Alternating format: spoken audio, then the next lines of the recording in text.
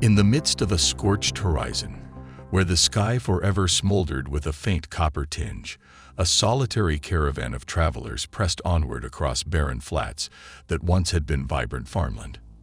No one remembered when the last real rainfall had come, only that the ground had cracked into a labyrinth of fissures that whispered of collapse.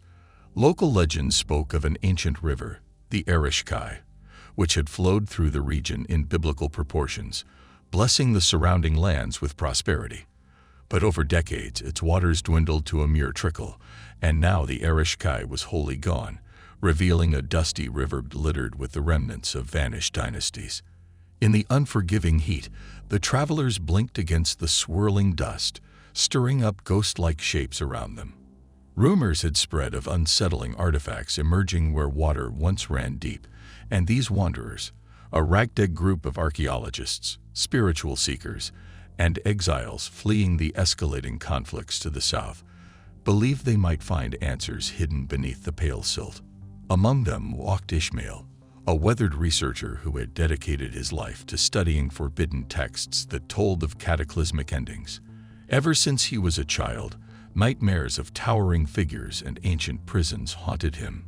His grandmother had once whispered stories of watchers from the sky, of golden altars and sealed corridors that anchored supernatural entities. Now, trudging along the lost river's edge, he could not shake the feeling that these nightmares were about to converge with reality. Along the wide channel of the dried Ereshkigal, basalt shards jutted like broken teeth in a monstrous jaw.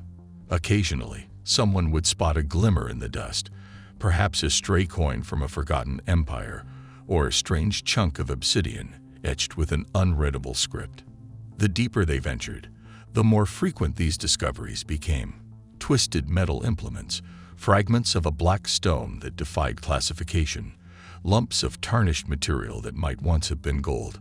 A hush followed whenever they uncovered anything unusual, for each new relic seemed like a key to a lost dimension. Some spoke of a direct link to the days of primeval kings who worshipped powers not of this world. Ishan, a local guide hired in the nearest city, told them all how the old men of his village whispered of a hidden fortress beneath the Ereshkigal's bed. Supposedly, it had been built by an empire that worshipped flaming spirits. According to legend, these spirits once moved freely between the heavens and the mortal realm, bestowing knowledge of warfare, alchemy, and sorcery. But their gifts brought ruin, and the Almighty had them chained under the ground, sealing them behind gates of unimaginable craftsmanship. The group dismissed the talk as fable, until they began to glimpse the edges of unnatural structures protruding from the dry channel. As the sun dipped toward the horizon, painting the sky with a sinister red glow, they reached a section of river where great stone blocks lay arranged in a pattern. The blocks formed a partial wall, half buried in silt, an intricate mosaic of glyphs carved upon their faces. Ivy, an epigraphist with a background in comparative religions, knelt to study these carvings. She ran her fingers gently over the symbols, noting the uncanny similarity to cuneiform, but twisted, somehow, as though belonging to a language that predated all recognized scripts. Her voice shook when she said she recognized references to watchers and a sunless gate, the very things Ishmael's grandmother had spoken of. Pressing on, they uncovered a set of steps leading downward, spiraling into what felt like a buried sanctuary. A faint odor like sulfur clung to the air, and an unsettling vibration coursed through the stones beneath their feet. Light flickered oddly off the walls, as though something below was emitting pulses of energy. With each step, their ears filled with distant hums that resembled chanting, though no living soul seemed to be there. Deeper inside, they found a corridor lined with tall pillars carved in the shapes of monstrous beings. Winged silhouettes, elongated limbs, eyes that seemed to follow them in the torchlight. Some pillars were partially collapsed, revealing hidden alcoves behind them. In one such alcove, they discovered a pedestal of black metal that felt unnaturally cold to the touch. Upon it lay what looked like fragments of a large chain, heavy iron rings fused in places with a coppery alloy. The chain's surface was etched with swirling patterns reminiscent of serpents devouring their own tails. Ishmael felt a pang in his chest, recalling accounts in obscure texts that spoke of a binding mechanism forced upon rebellious entities that once threatened the order of creation. The group's breath caught when they realized the chain extended into the darkness, anchored somewhere deeper in the subterranean vault. Testing its weight, they found it impossible to move more than an inch, as though it were pinned by an immense force. Their unease only grew. If this chain was to hold something, what might it have imprisoned? A hush settled over them as they pressed onward, guided by a faint luminescence emanating from an unseen chamber. The corridor opened into a vast underground hall, the ceiling supported by thick columns carved to resemble robed guardians. In the center of the hall lay a circular depression, perhaps a ritual pit or altar site. And there, half submerged in the dust, was an enormous skeleton.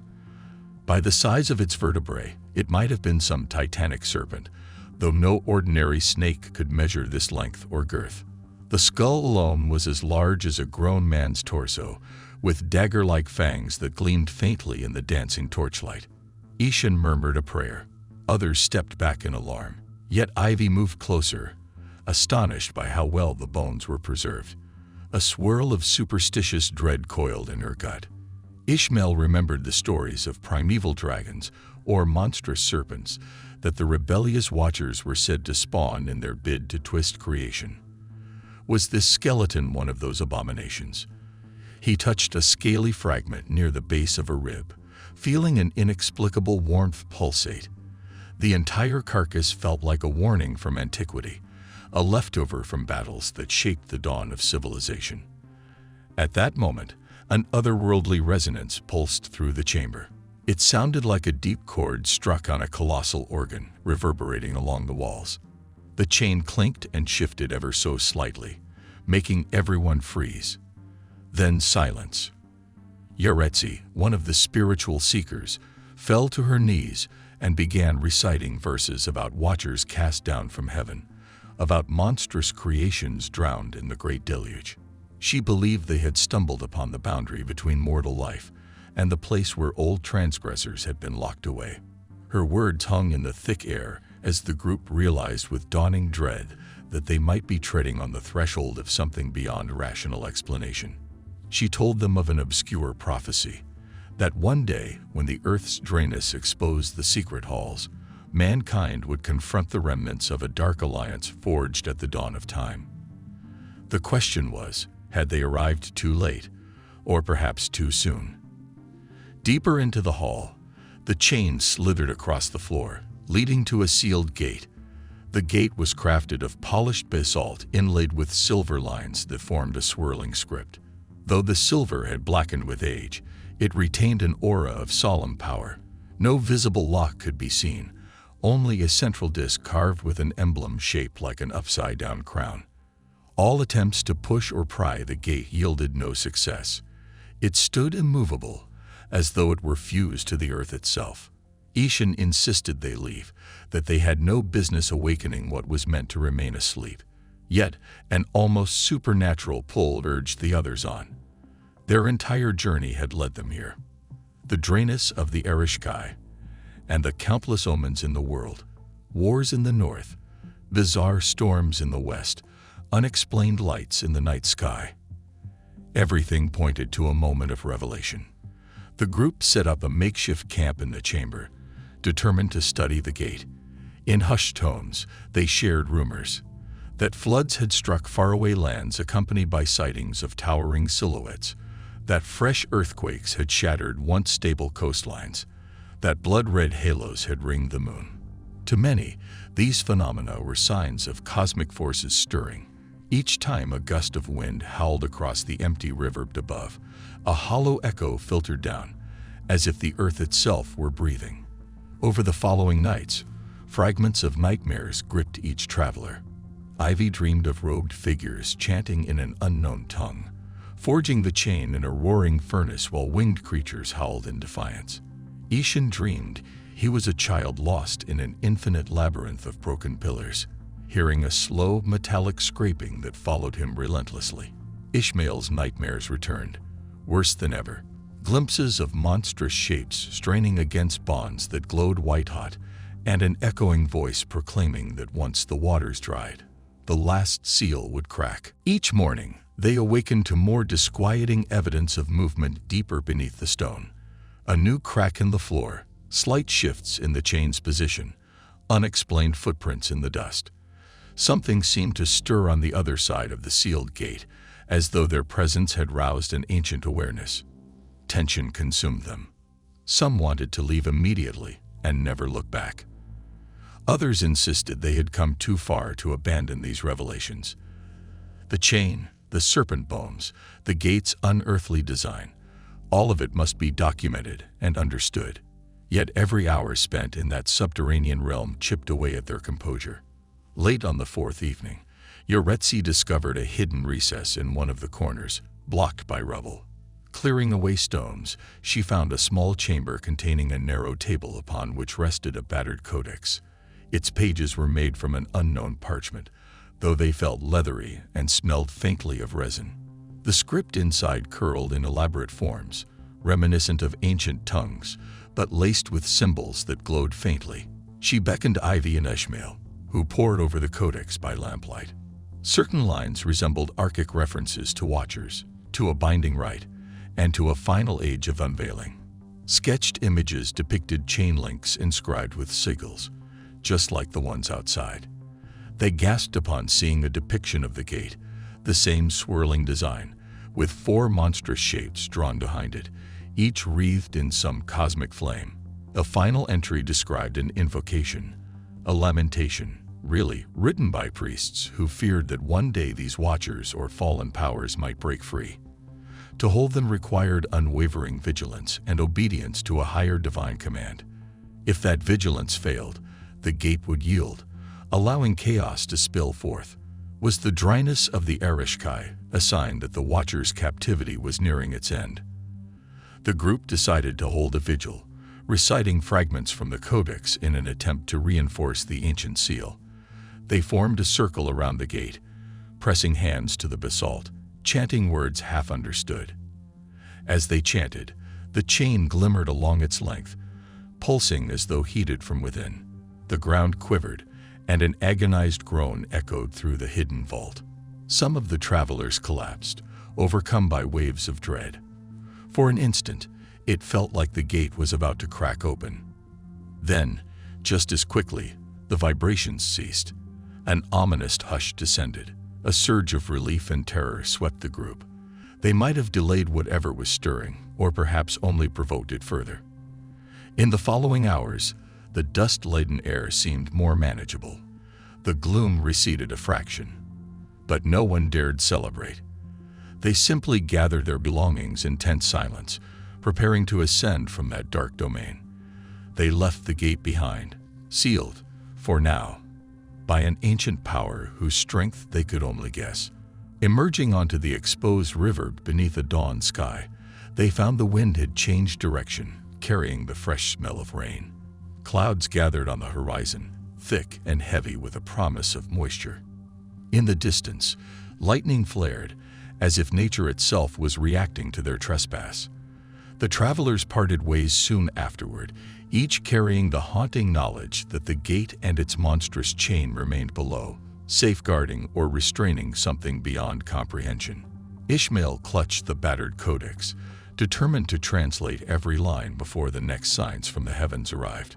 And so they dispersed into a world that felt precariously poised between the memory of a once-flowing river and the ominous truths they had uncovered below it.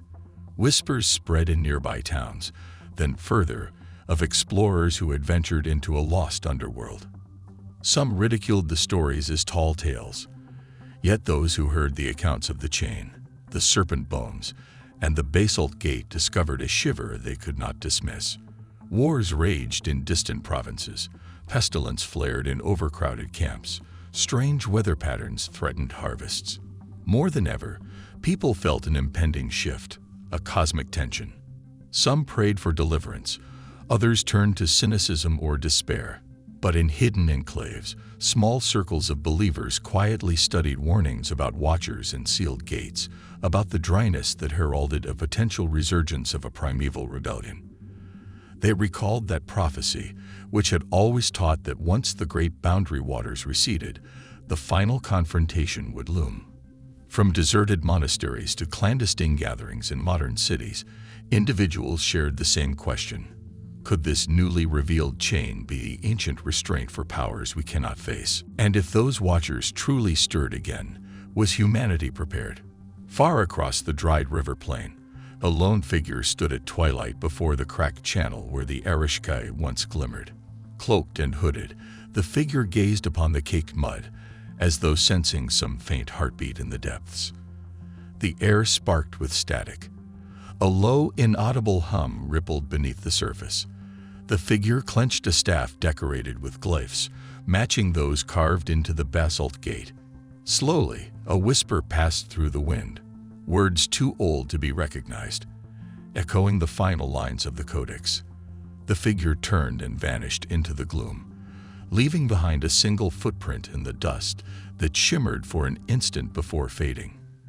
In that solemn hush, the wind died and a hush of possibility prevailed, as though the world hung on the brink of a moment too vast to fathom. Those few who had seen the chain and read the writings felt it in their bones. A threshold stood at the heart of the dried river, sealed by ancient hands, awaiting the final verdict of history. Even if the rains came back and the Ereshkigal flowed once more, the memory of what lay below would remain a silent reckoning. For the day was approaching when all hidden things would be laid bare, and the last watchers, imprisoned since the dawn of time, would either break free or face a decisive judgment. Until then, each drop of water returning to the land seemed an uncertain reprieve, a fragile thread of hope woven against the inevitability of a cosmic clock counting down. The dryness had revealed the chain and the gate, and no mortal alive could forget what they had witnessed in that subterranean domain. So the travelers moved on, uneasy guardians of a truth that defied rational thought. The world carried on with its battles and ambitions, mostly ignorant of the cryptic realm beneath the dried riverbed. Yet in the quiet spaces between thunderclaps, in the hush before new rains, one could almost hear the faint echo of those living stones, resonating with a promise of confrontation yet to come.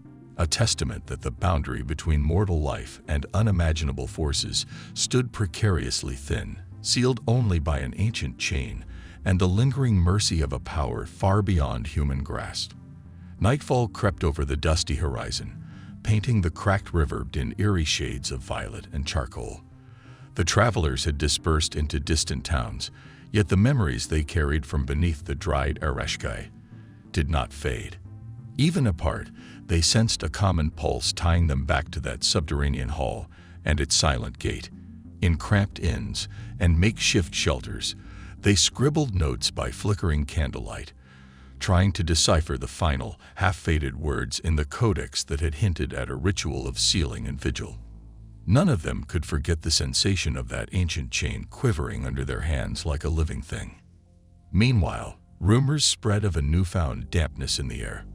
Far upstream, dark clouds churned ominously, suggesting that rain might return to the parched land. Yet what should have been a simple sign of hope instead made many uneasy. Would the rising waters simply conceal the gate again, or had they awakened something beneath the river that no flood could hide? Ishmael found himself in a bustling caravanserai, eyes sunken with exhaustion. He was poring over translations of the Archaic glyphs, comparing them to references in brittle manuscripts he had borrowed from a local temple library.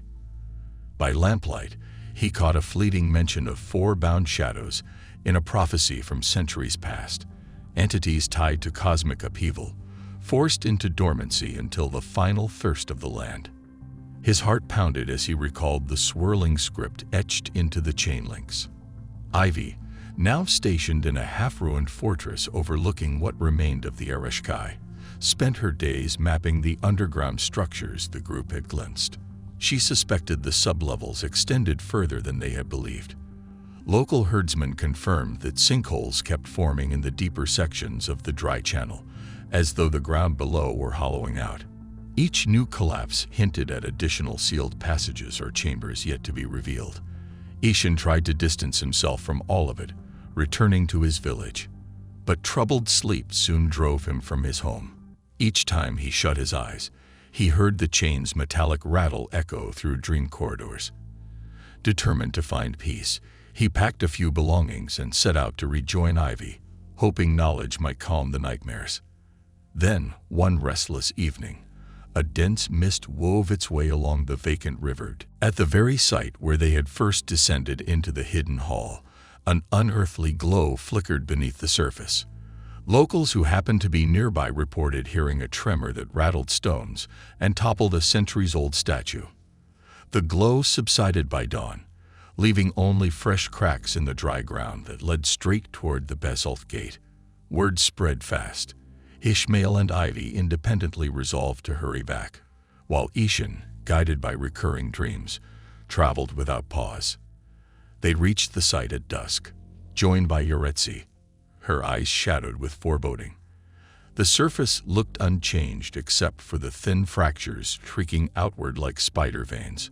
No one spoke as they descended.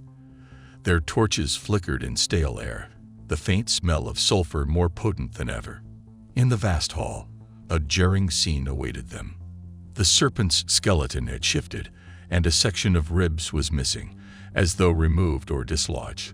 Worse still, the chain had moved several feet, dragging across the floor to reveal a portion of that sealed gate's lower half. Its carved surface was marred with jagged new fissures. The throbbing hum filled the chamber, rising and falling like a monstrous heartbeat. Ivy felt the vibration rattling her bones. Yuretsi instinctively stepped forward, reciting fragments from the codex, her voice tight with urgency. The glyphs on the chain sparked in faint pulses, responding to her words. For a single breath, the gate seemed to lurch, exhaling a gust of wind that carried an ancient, almost despairing groan. Then all fell silent. In that hush, they heard a distant scraping, like metal on stone, echoing from somewhere far behind the barrier. Ishan's knuckles whitened on the torch handle. Ishmael swallowed hard.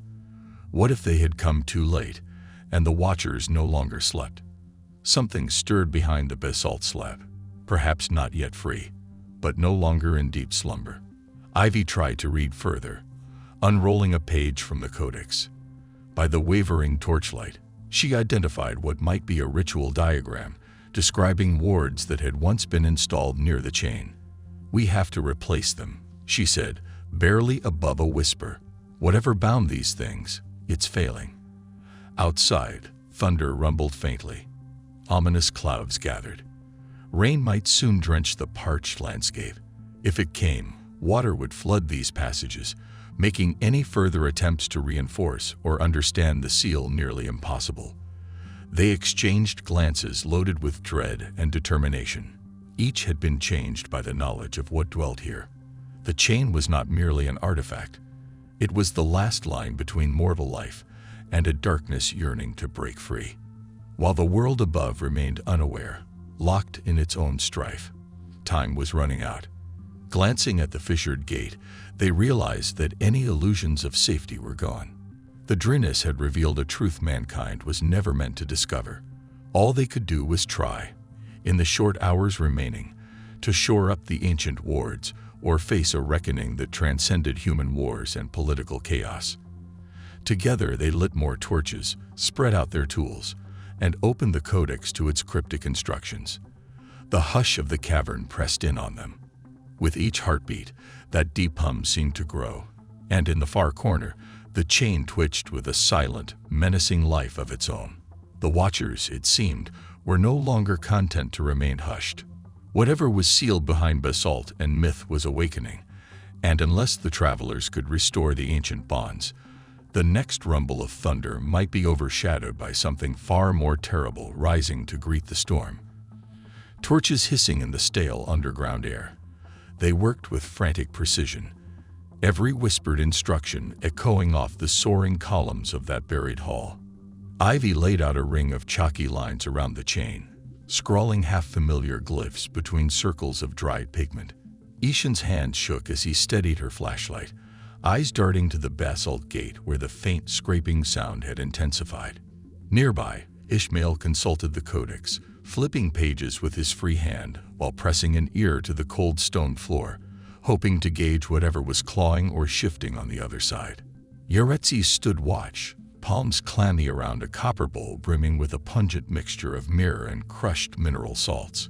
The codex's instructions demanded a burning of Earth's essences, likely an echo of those ancient priests' final measures to reinforce divine restraints. Overhead, the storm clouds gathered, thunder rolling through layers of rock, each distant crash vibrating the chain. With every tremor, the floor seemed to sigh, and the skeleton of the monstrous serpent rattled in the shadows, as if reliving some primordial agony. Suddenly, a soft rumble grew behind the gate, accompanied by a flash of unearthly light that seeped through the fissures. An oppressive heat gusted against their faces. It felt alive, as though the watchers beyond were pushing energy through any crack in the barrier. The chain trembled once more, emitting a groan that echoed across the pillars. Ivy glanced at Ishmael with terror in her eyes. She could practically feel the watcher's restless will, a tidal force straining to break free. Lighted, Ishmael muttered, voice low and urgent, and Yaretsi brought a small torch to the copper bowl's edge. Flames caught with a sputter, devouring the mixture in a swirling column of smoke. A harsh, bitter scent filled the hall, stinging their nostrils and tearing at their eyes. The codex called it a purifying haze, a last attempt to reassert the old wards. At once, the chain's etched symbols flared to life, faint pulses traveling its length like lightning locked in metal. Ishan swallowed hard. "It's working," he breathed, though his gaze remained fixed on the gate. The heat from behind it surged again. Cracks in the basalt yawned wider, a glimmering swirl of violet light bleeding out. Wind whipped the smoke around the circle of glyphs, forming twisting shapes that clashed with the flickers of unearthly brilliance. Everyone braced, hearts pounding. The watchers, whatever form they took, seemed close to breaching their prison. Then the floor bucked, almost throwing them off their feet. Dust rained from the vaulted ceiling as a thunderous crash resonated outside. It had begun to pour, rain hammering the parched land above. The water found fissures, trickling downward in rivulets that fell through cracks in the hall roof. Droplets sizzled where they landed on the basalt gate's hot surface, steam hissing into the swirling cloud of myrrh smoke. Slowly, the chain quivered, resisting an unseen pull, fighting to hold its anchor. Gritting her teeth, Ivy traced the final set of glyphs with trembling chalk, completing the circle. Yaretsi chanted lines from the codex, voice pitched high, nearly drowned by the roaring wind overhead. Light flared across the metal links. For a heartbeat, everything froze. The oppressive force behind the gate halted, the raking noises ceased, and the watcher's presence felt muted, almost drowsy. The entire hall seemed to inhale. Then that strange light behind the fissures flickered, drawing back as though thwarted. One by one, the cracks sealed over with a thin crust of darkness, and the violet glow retreated. Ishmael gasped, hardly daring to believe they had succeeded. Outside, the deluge roared. Streams of muddy water began spilling down the ancient steps. The chain's glow faded to a faint ember, stable but exhausted, as though it had spent centuries of energy in mere moments. For now, the watchers remained sealed. The group exhaled in unison, relief mixed with dread. The gate still bore scars, the skeleton still lay in monstrous repose, and the chain might not endure a second onslaught. They had bought time, nothing more. Ishan sloshed through rising puddles to peer at the gate one last time, but the basalt threshold stood silent, no longer leaking cosmic heat. Outside, the storm raged, gradually submerging the newly redrawn wards. Time was short. If the river filled again, this place would vanish beneath swirling currents, which would be safer for the world. Bury it underwater once more, or keep it accessible for future guardians to maintain the seal. They had no answer. Weary yet resolute, They gathered their remaining supplies, preparing to ascend before the chamber flooded. Yuretsi gently placed the copper bowl on a ledge as an offering, ashes still smoldering from the ritual. Unspoken understanding passed among them. They would not speak openly of the Watchers, the chain, or the serpent's bones. Few would believe them, and fewer still could act without endangering everything. As they climbed, thunder rumbled a bass note that shook the walls. Rainwater streamed down the ramp, threatening to wash away every trace of their circle. Gasping for breath, they emerged at last onto the dark, storm-lashed riverbed. Lightning stitched across the sky, illuminating the horizon in flashes of brilliant white.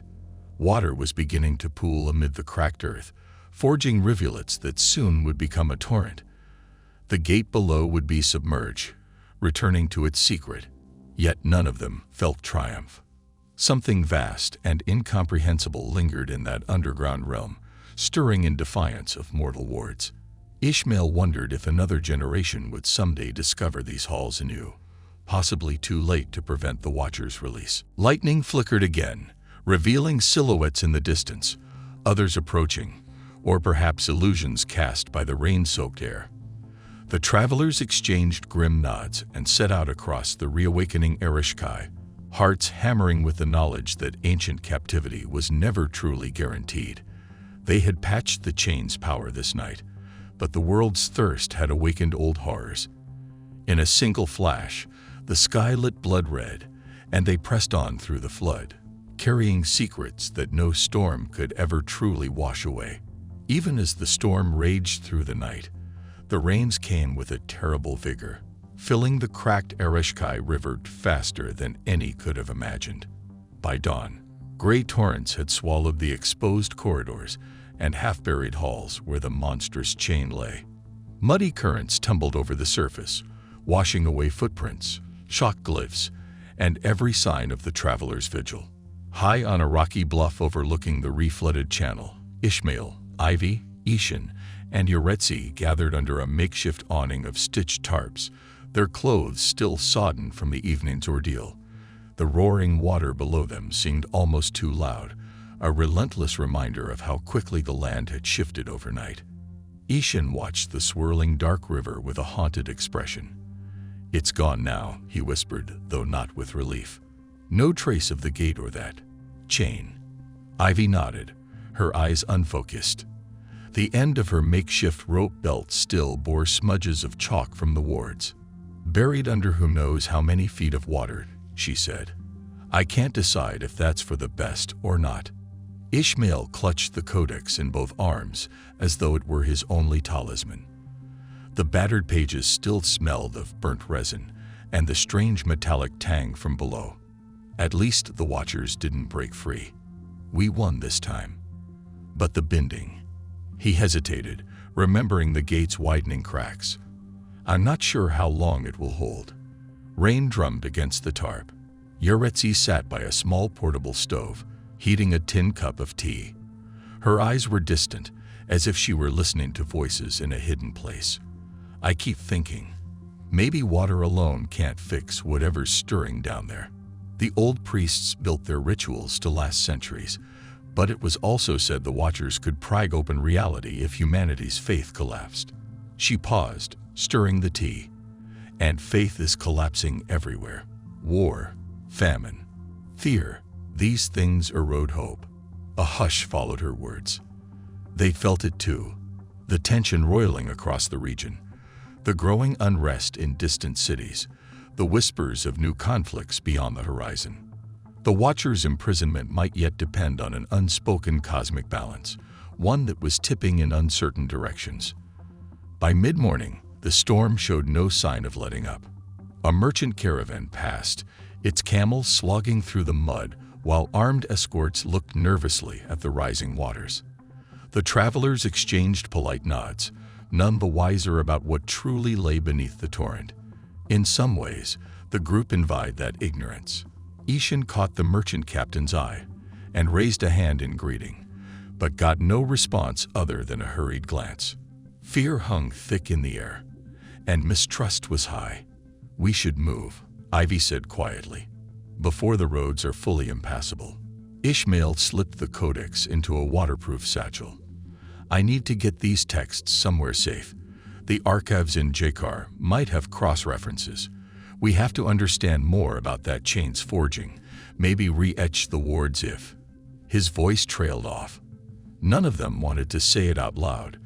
If the Watchers stir again, or if the chain fails completely. Gathering their scant supplies, they clambered onto a narrow path that wound along the bluff. The ground was slick with red-brown muck, forcing them to proceed slowly. Behind them, the swollen river concealed all secrets. When the rain finally eased to a drizzle, the clouds remained steel gray overhead. By early afternoon, the group reached a crossroads. One track led east toward the known trade routes, where they might find caravans heading to Jakar. Another lane sloped south, rumored to be patrolled by lawless militias capitalizing on the region's chaos. A third direction forked north, ascending toward rugged hills and rumored ruins. We should choose the way east, Ivy suggested, so we can keep the codex safe and research further.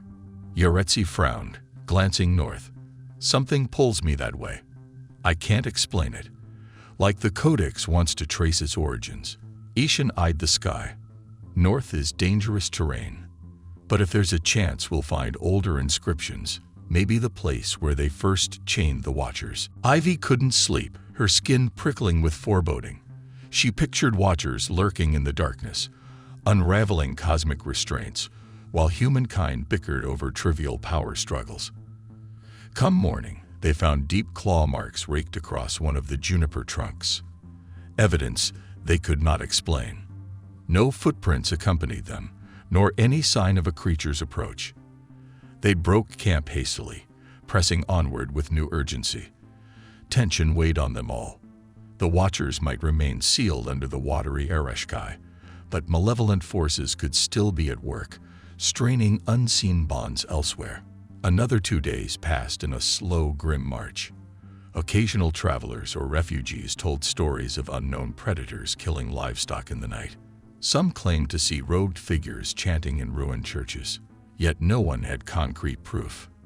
Fear saturated the land like a haze. On the 5th day since leaving the re-flooded riverbed, they crested a ridge that revealed a wide valley, dotted with distant clusters of buildings. According to a weathered signpost, the city of Kassel lay just beyond the valley, a known hub of trade and scholarship. There, they might find a caravan heading to Jakar, or at least discover scribes to help decode the last fragments of the codex. With heavy feet but a flicker of hope, they trudged downhill. As sunset stained the sky in bronze and crimson, the walls of Kassel came into view, mud brick ramparts around an urban sprawl. Smoke rose from countless chimneys, and the faint glimmer of lamplight promised shelter. Yet the travelers' relief was tempered by caution. Conflict and suspicion pervaded every settlement these days. Could Kassel offer them allies for their mission, or would it harbor new threats? Silently, they filed across a narrow bridge spanning a shallow ravine outside the city gate. Guards stood watch, scanning the newcomers with hostile eyes. Once inside, the group found a labyrinth of winding alleys and markets beneath swaying lanterns. Everything smelled of spiced meats, sweat, and damp straw. Barkers shouted over each other to sell goods. Passers-by hurried by, anxious, as though the normal hustle concealed widespread unease. Ivy's shoulders tensed under the weight of scrutiny. Ishan stepped forward to bargain for lodging at a cramped guesthouse near the main bazaar. The elderly proprietor eyed them skeptically but accepted their coin. Safely behind a bolted door, the four sank onto thin cushions, exhausted. Ishmael placed the codex carefully on a low table. We can ask around tomorrow. Find a scribe with knowledge of Archic scripts. Maybe put out discreet inquiries about any local monasteries. Ivy brushed damp hair from her face. We'll need to be careful. If word spreads that we possess a relic tied to dangerous knowledge, she sighed, recalling the Watchers. It could spark panic. Yaretsi nodded, glancing at a roach scuttling across the floor. We keep our circle small. The Watchers' name alone might draw cults or enemies hoping to use their power. Ishan let out a slow breath. So we slip into the city's underbelly of scholars and see what emerges. But the clock is ticking. We all sense it. Indeed, a subtle drumbeat of urgency pounded in their chests. As though time itself bled away with each day, the watchers remained trapped yet stirring. Night came swiftly, the city sounds drifting up through cracks in the shutters. Drunken voices, rolling carts, the distant clang of blacksmiths. Sleep was restless, plagued by half-dreams of basalt doors and glowing serpents. At dawn, they set off in separate directions through Castle's winding streets, each determined to glean what they could about ancient bindings, rumored lost texts, and any mention of watchers bound by cosmic chains. Yet beneath their determined search lurked a haunting reality. Though the Ereshki's waters had reclaimed the gate, the watchers within might have found new cracks in the fabric of this troubled world. And each day that passed without a full restoration of those wards could bring the watchers closer to the moment of unimaginable release.